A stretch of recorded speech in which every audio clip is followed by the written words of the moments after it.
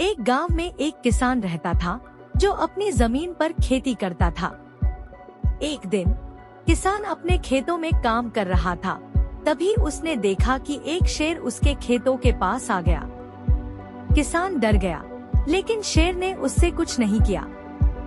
शेर ने किसान से कहा, मुझे भूख लगी है, लेकिन मैं तुम्हारे किसी जानवर को नहीं खाऊंगा। क्या तुम मुझे कुछ खाने के लिए दे सकते हो? किसान ने सोचा कि अगर शेर को खाना दे दिया तो शायद वो उसका दुश्मन नहीं बनेगा। इसलिए उसने शेर के लिए कुछ गेहूं के दाने और फल रखे।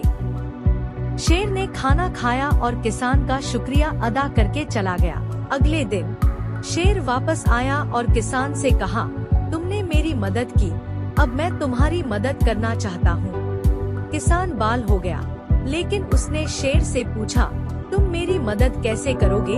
शेर ने कहा, मैं तुम्हारे खेतों को जानवरों से सुरक्षित रखूंगा। शेर अपने शब्दों पर खरा उतरा और किसान के खेतों को हर रात चौकीदार की तरह सुरक्षित रखा। कुछ ही महीनों में किसान की फसल बहुत अच्छी होने लगी, क्योंकि अब उसके खेतों में कोई जानवर नहीं आता था। एक दिन किसान ने शेर से पूछा, तुम मुझे क्यों मदद करते हो?